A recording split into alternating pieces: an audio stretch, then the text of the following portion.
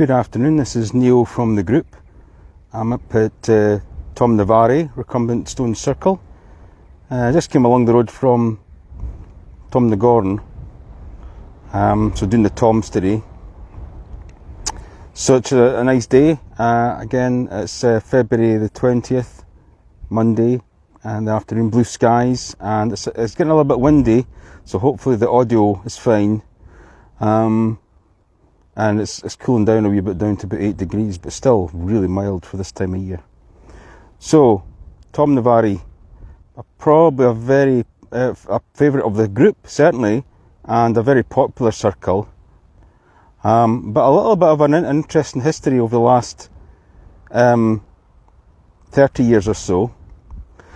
We're fairly used to the circle looking, or the recumbent looking like this, but I'm currently standing at where the number one stone was lying for a long time.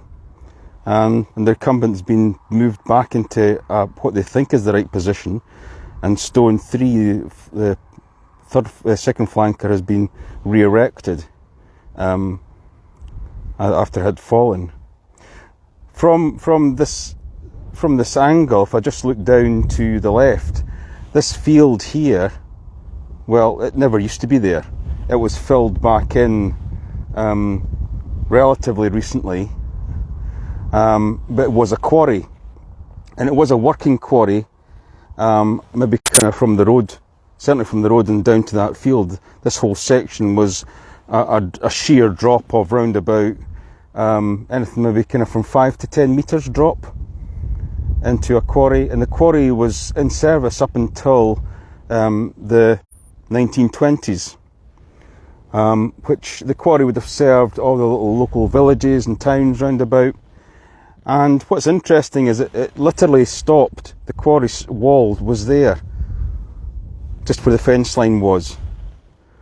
And I'm sure, given the time that this quarry was in service, that if further stone was in demand, this hill would have been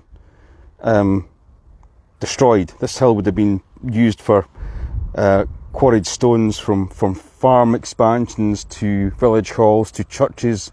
There was a lot of churches in Aberdeenshire were built round about the 1850s to 1870s, significant granite structures. So if it wasn't for the stone demand halting when it did, we wouldn't have had this stone circle for sure. But interestingly, the reconstruction that happened here around about 1999 and 2000 was fairly significant. So like I say, stone 1, again the convention is use a recumbent setting as the starting point for numbering, and the west flanker is always stone 1, recumbent's always stone 2, and the east flanker is always stone 3. Number 1 was sitting where I am, where I'm standing just now. The recumbent, I think, was a little bit further forward, and I think turned over onto its face, and the number 3 stone, or not second flanker, was flat into the circle.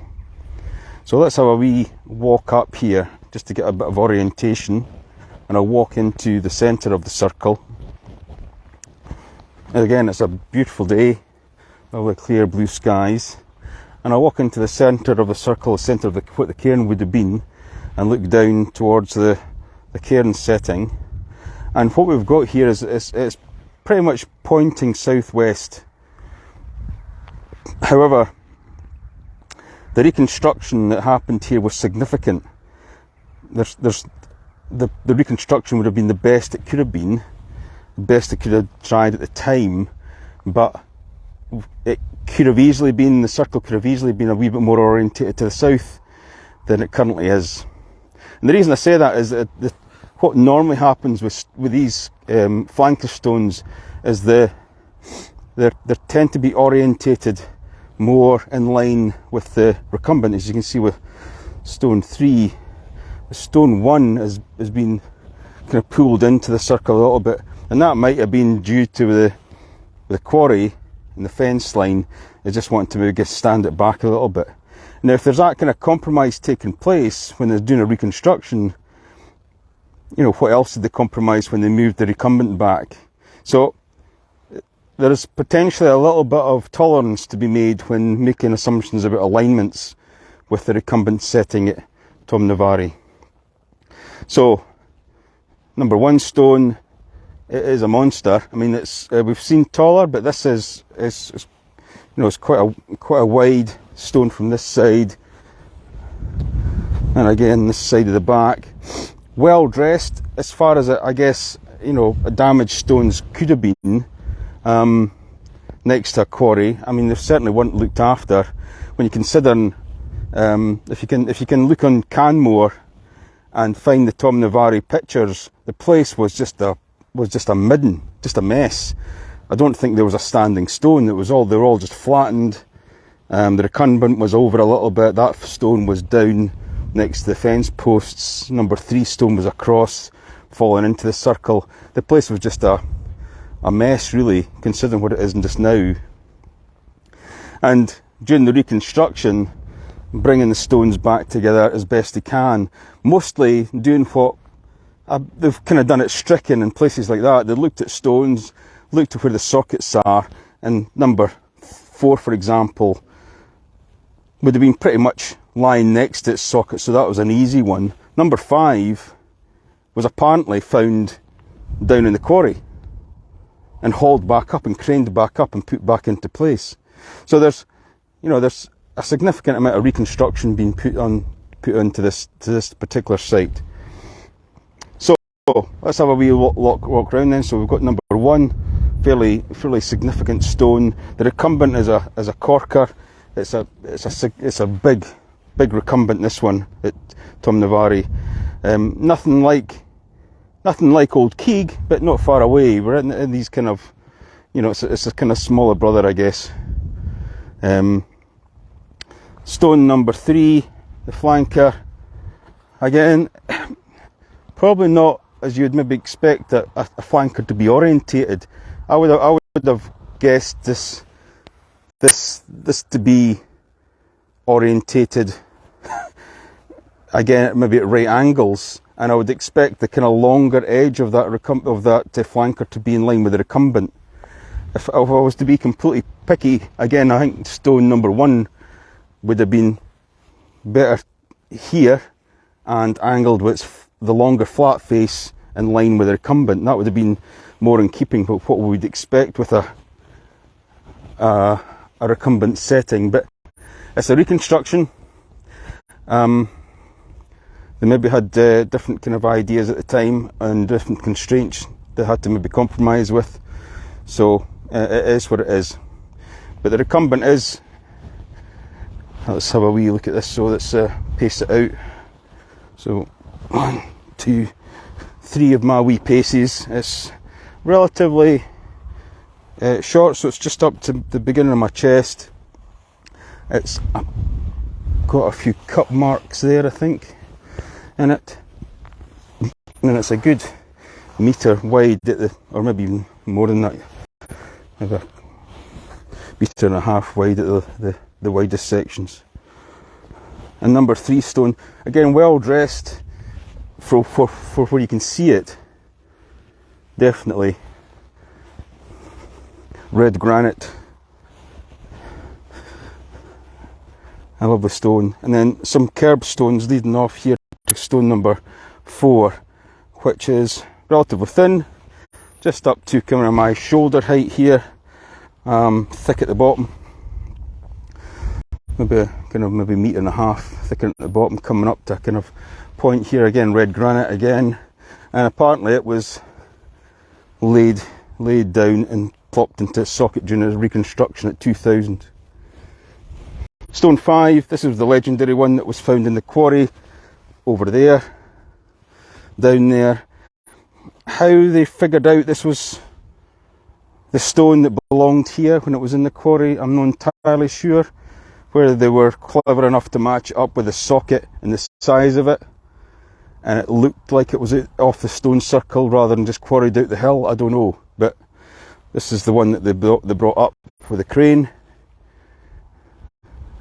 And they used a crane in the quarry. If you can find old pictures in Canmore, again, they've got some black and white pictures of the crane sighted down in the quarry, the beam, the loading arm coming up and moving the the flankers and the recumbent into position, and along with stone 5. 6, slightly leaning over a wee bit. Probably quite a bit of damage.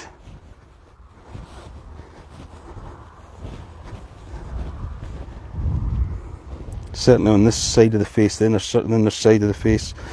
The curbstones have got 1 or 2 little cut marks in it for sure.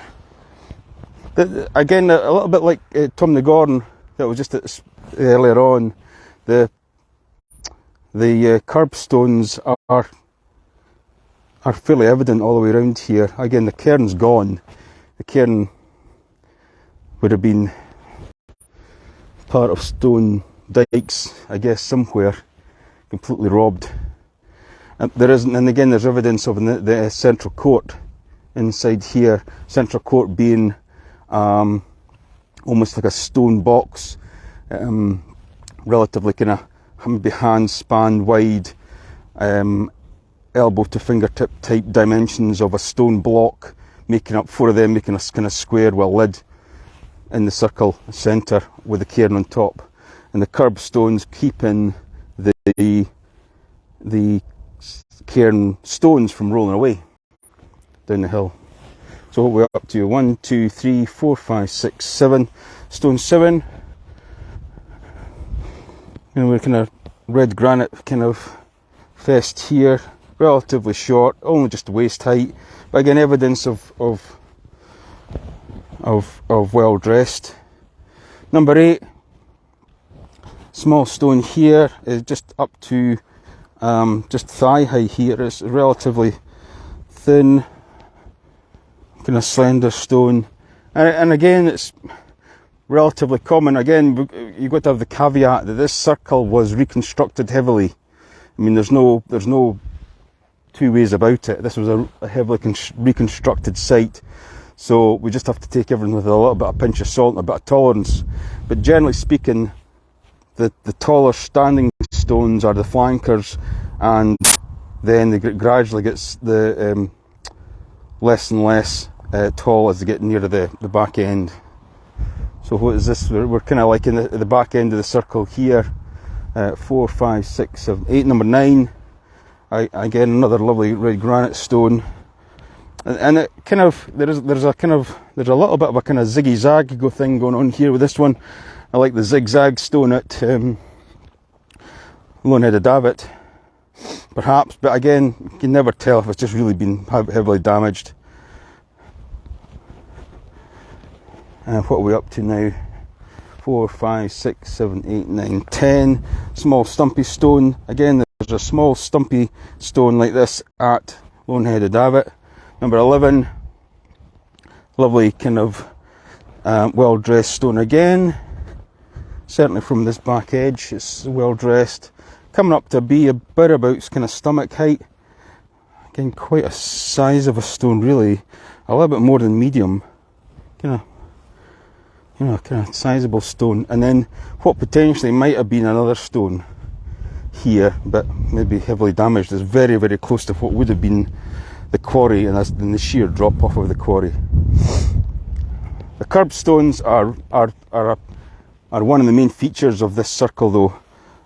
You can tell with this one here, nice and thin, joined directly up to the next one, all the way along, making the inner circle here for the cairn.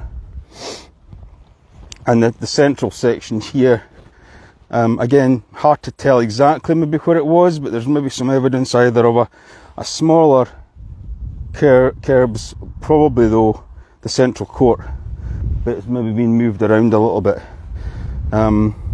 When the reconstruction was taking place back in 1999-2000, again, there's really good photographs on Canmore.